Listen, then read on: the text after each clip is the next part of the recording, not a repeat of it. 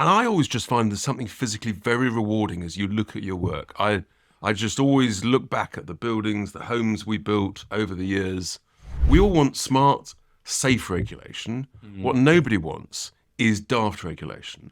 That's a waste of time. Everybody knows it's a waste of time, but no one's got the courage to say, why are we bothering with this stuff? The percentage of homes built by SMEs has dropped from 40% in the late 1980s to about 9%. So we've got the local house builder is being pushed out of the market. And the result is, identikit type housing you see all across the country. Hello and welcome to our episode of Build Up from the Basement. I'm absolutely delighted to say that we have got the Deputy Leader of Reform UK, Richard Tice, who is also the MP for Boston and Skegness, joining us today to talk to us about housing and all things about our members. We're very excited. Richard, how are you? Great, fantastic. Thanks for having me on. Brilliant, thank you so much. We've also got Brian, our Chief Executive. Good to see you both. Brian, lovely to see you. So, Richard, let's start off with, can you just tell our listeners a bit about why you wanted to be a politician, what your sort of background is in building and things like that? Give us a little bit of a brief. Well, my background is property and construction. My very first job was digging trenches for a new building in January 1983 with some fantastic Irish contractors who taught me some quite rude jokes amongst it. It was pretty cold. So that was my introduction into construction. My family had a big construction business called Bernard Sully & Sons. So it's sort of steeped in the blood, actually. If you cut me in half, you will sort of basically, construction and property will ooze out of my veins. Brilliant, Richard. I love it. So before we go on, actually, I just wanted to ask, one thing, I'm very new to the sort of industry of Federation Master Builders. I've just started. And what I'm finding is trying to make the sort of industry appealing to young people.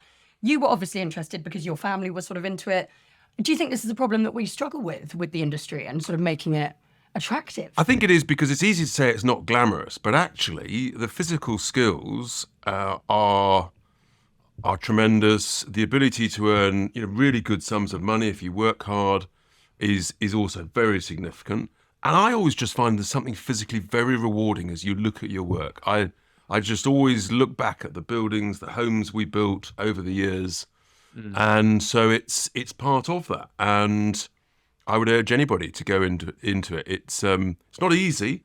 And it does require sort of it's requires great skills, determination, great organisation to make sure that you've got the labour and the supplies and the kit and everything organised at the right time.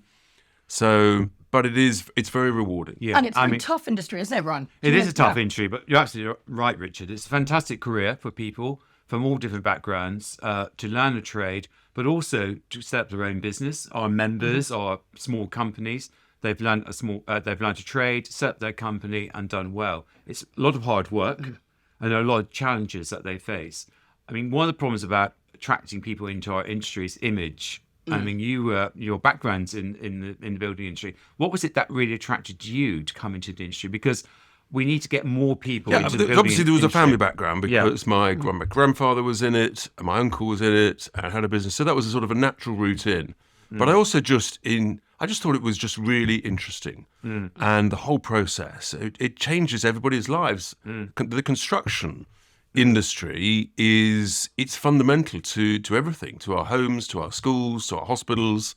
It all happens thanks to the construction industry. I think people underestimate how massive a process it is. I think to make people more interested in it, we've got to one of the things actually at the moment is I don't think AI is going to put traditional building skills at risk anytime soon. I don't see robots walking into homes saying, "I'm here to fix your plumbing." No. And there's a great social contract for small builders helping customers on small extensions, on repairing the plumbing in the kitchen, all of that stuff, and it's very satisfying, very rewarding. Exactly, and 85% of our buildings will still be standing in 2050. We're still going to need an army of builders to maintain our existing buildings, so it's absolutely critical we train the next generation. I think one of the problems my members would talk about is the cost of taking on an apprentice. I don't know what your thoughts are about what support would you be thinking of. We're looking at this very closely. And we're going to be talking about sort of economic issues, small business issues over the coming weeks, actually. And we've always been totally focused on small businesses across all industries, and making it easier for small businesses to be able to operate without too much regulation. And the expression I use is, look, we all want smart, safe regulation. What nobody wants is daft regulation. That's a waste of time. Everybody knows it's a waste of time, but no one's got the courage to say, why are we bothering with this stuff? And so, for example, across all the piece, where should we set the VAT threshold? Currently at about £90,000. We're looking at, well, should that be £150,000? Could it be £175,000? Because actually, that I think would be very good for small businesses, 1 or 2 person businesses who can say, yeah, we're just below the VAT threshold. That means we don't need to charge VAT. That means there's less cost for the customer. That actually helps keep down the rate of inflation, and means the customer can afford it more. So all of that is good. We're looking at scrapping things like the IR35 regulations, which is a pain in the backside for many people. And we've just got to be. What's the point of GDPR? That's the sort of annoying little thing when you get these cookies on your phone. Everybody hates all this stuff, so why have it? It's much of it is just sometimes well-intentioned but utterly useless. So Richard, sorry, still talking about regulation. So the one massive problem that we face as a sort of, with small builders and with the industry as a whole is 14.3 billion over the last 5 years has been lost to rogue builders, which is quite a sum. This is due partly because people don't know where to go to get their builder. They normally, hopefully, will come to somewhere like us, the largest trade body for construction workers, and see our reputable builders and choose one from there. Maybe word of mouth is another option, but ultimately, I've spoken to a lot of victims of road builders who have, some of them suicidal about this absolute hell they've been through. If we had a sort of, I know it's a sort of red tape, panic. If we had a sort of regulated system, do you think that would be the answer to helping stop this sort of I think as long as it's a smart system, it's easy to use for everybody, so that it's not a complete pain for your members. It's not and that customers, consumers have got to know about it and hear about it. So how does the message get out? That's obviously a critical thing, because it takes time and time and time. But we've all heard stories of dodgy jobs done, disappearing halfway through the job, not finishing it, taking a load of money up front. And so it's finding the right simple mechanisms to deal with that. I think the problem is anyone can enter our industry. Anyone can call themselves a builder and enter, which is why we have so many cowboys operating in the building industry. There's no barriers to entry. Our members don't like regulation generally. Who does? But actually on this example, they are saying actually there ought to be some form of licensing of building companies, light touch in checking, making sure they're bona fide, they've got their insurance policy in place, and a demonstration of competence. That's really important. That's why we've been calling for the licensing of small building companies. And if all of that can be organised on a simple sort of online tech platform, so you can see the company, you see the track record, see some of the jobs, and all the information's there. On a register. Transparent, open to everyone. Everyone, consumers, builders, government can see a whole list. And whether you could...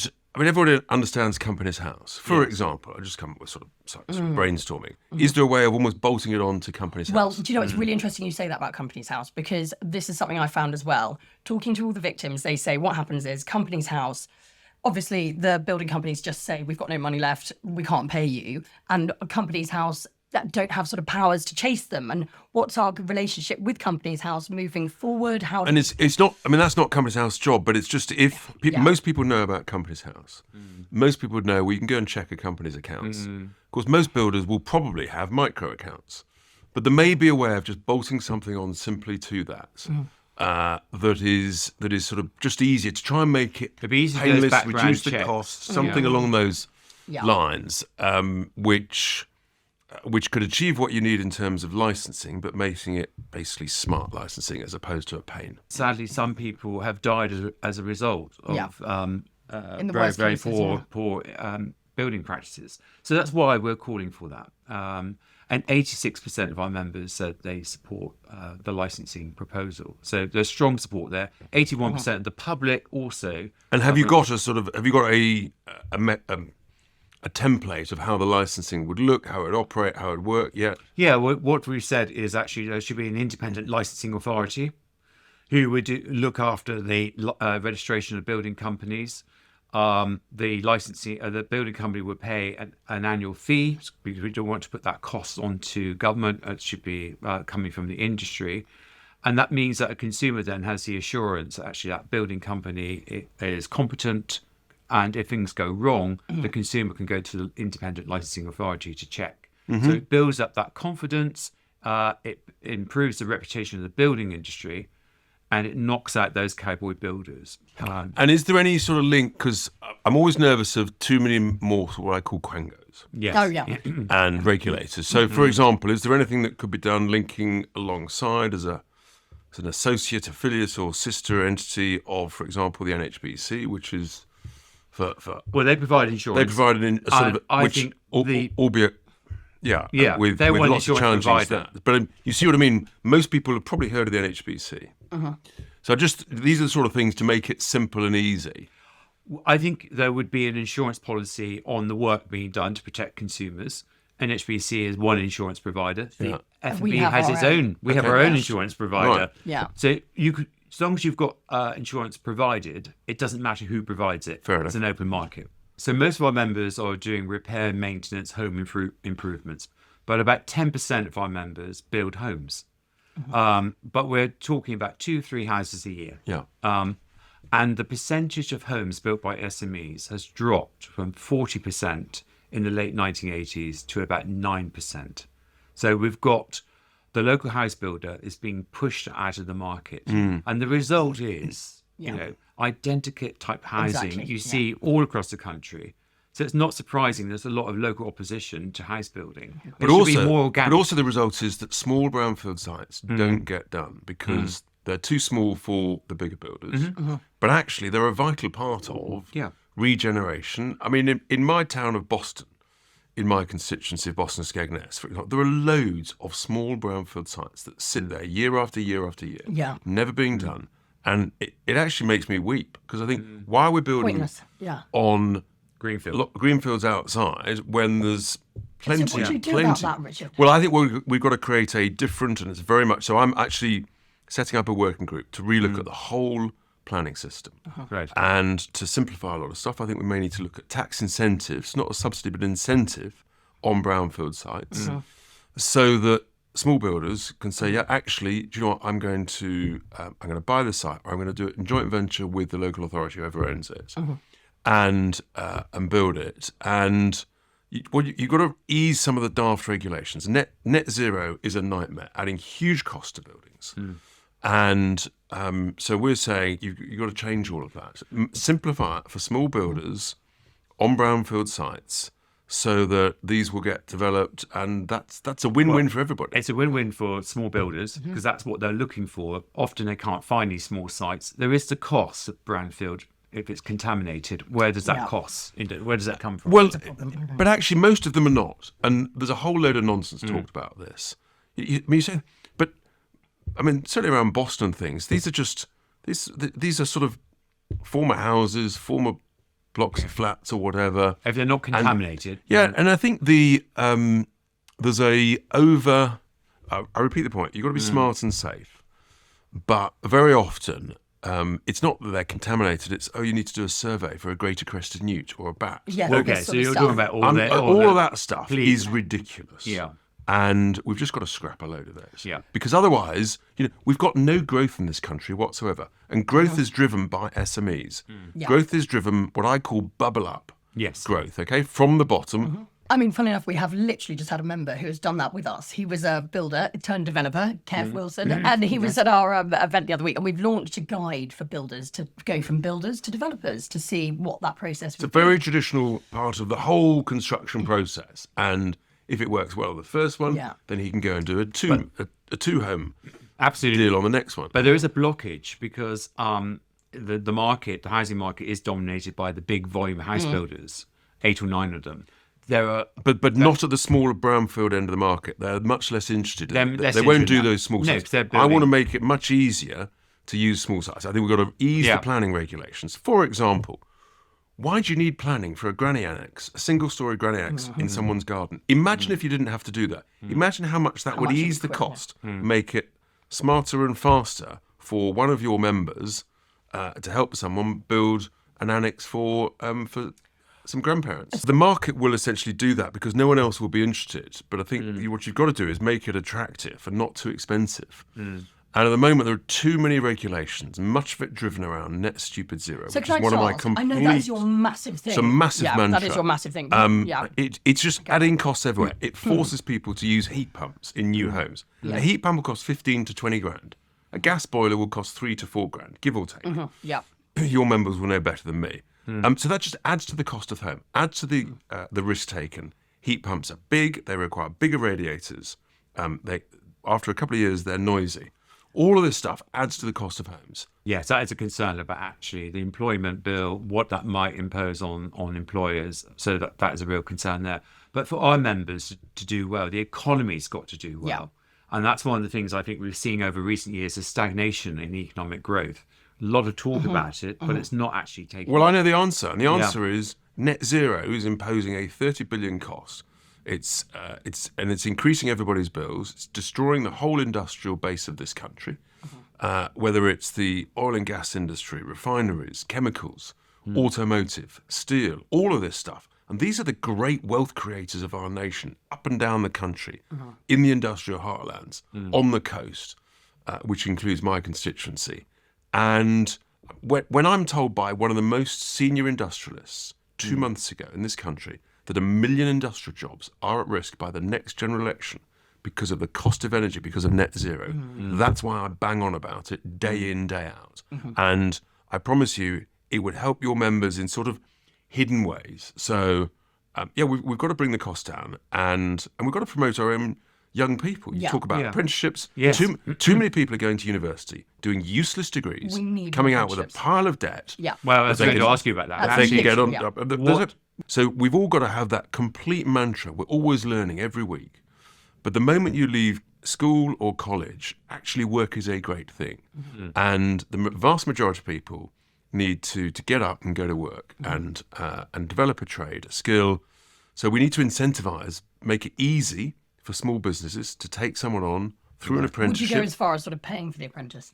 Well, you've got to look at all of that, whether you pay it or whether you do it through a tax deduction. it could be a tax break So for employers. it's a tax to take- break for Okay. employers. Okay. Tax break. It's sort of quicker, Okay. faster, Yeah. and it basically it reduces the risk of fraud and all that good stuff. Okay, yeah. So I think tax breaks for small, for example, you could say, well, what's the starting point at which small businesses should start paying corporation tax? And we've looked at at what point can we lift that to a much higher threshold. These are all the things that we're looking at. The challenge for us is we don't know what's going to be the state of the government's finances at the next general election. We know it's going to be bad. And so therefore the pace at which we can do some of these things depends on the state of the finances and our ability. The key thing we have to do is slash wasteful, useless, unproductive spending. And you'll hear us talk a lot about that. If we do that and cut daft regulations, keep the smart and safe ones, then we can make real progress. And what And actually... increase licensing. So what we need, your good officers to tell us, I'm saying to all business leaders, we want a 3-pager with the problems and the solutions. Don't just give us the problems. Yeah. No, what Give us the solutions Yeah, and make sure they're sane as well, yeah, please. yeah. Well, and then we can log that, the whole planning system, etc., and work with that. Understand the licensing. If you've got the right sort of template to do it, then we can look at that. we're certainly going to pick that up on licensing. We can send you our proposal for licensing. And I think the skills one is really important because we do need to get more people back into work. I think the building industry offers an excellent opportunity. There isn't such a skills crisis as people talk about, but what there is a problem is Aging workforce. well, the employers finding enough employers to take on apprentices to train them because it's too difficult, too expensive for them to do so. So But it shouldn't be. It should be. It should be easy. It should be easier. and there should be a tax Yes, incentive, exactly. a tax break to do so. Yeah. That's how it. That's how it always used to be. Did it And always used to be like that? It did, And was it absolutely. all sort of quite smooth? And when was it like In the that? early 80s, Was it? Okay. only 7% of people went to university. Yeah, that's and most people went and did apprenticeships in whatever, generally with using their hands in some shape or form. And I think that We've lost that, haven't we, over the last... We have, and Yeah. for a whole bunch Yeah. of reasons. And I appreciate it's nice sitting in a cosy, warm office or sort of developing computer software and all that good stuff. But a lot of that is going to be taken by AI. So that's the Yes. competitive threat. Richard, I just want to talk to you about housing targets. How do you think the government are going to fare? Badly. Really? Tell They me will be everything. What do you lucky think? over this parliamentary term. They'll be lucky to get to 800,000. They will miss their target by a factor of 40% plus. Okay. And that's a whole raft of factors, which include just the costs of building have got way too high. The planning process is, despite their sort of warm words, actually they're making it too difficult. And the affordable housing targets, the viability debates, all of this, and it's all most of it now is done by the big house builders, which we've talked about. But they're saying, look, the economy is flatlining. There's less confidence out there, so they're going to build less, and it's harder for small builders to develop. So, they're going to miss massively. Do you think that's the right way to sort of go about things, having targets for sort of housing? I mean, There's no harm in having targets, but you've got to create the right framework and to make it easy for people to say, yeah, we're going to take some risk. We're actually going to go and invest our money and try and create value and employ people. And if you make it too difficult, national insurance is too high. Employment rights have gone too far. We want smart employment rights, Yes. not employment overreach. And I think that's where they're taking this. And we need help with first-time buyers because That's what I was too just- many people exactly. are excluded from home ownership. So it would be good to see that boosted. this housing crisis of sort of young people in their early 30s like me not being able to get on the housing ladder. Yes. I mean, what do you do about that? How do you? There's this massive gap. Of Well, people the not first thing being you on. do is you have got to deal with the demand. If the quantity of people, in a sense, wanting a home is way greater because the population is increasing far more than the number of homes you're building, then obviously you've got a demand and supply imbalance. So you've got to deal with that initially, and you've got to make it easier to build homes. And I mean, in Skegness, for example, we've got an issue with our sea level and flooding fences that need repairing and replacing. If we did that, then many of the 30,000 mobile homes, lodges, caravans could actually be redesignated as being able to occupy for 12 months a year. Many people would like to step off the housing ladder elsewhere.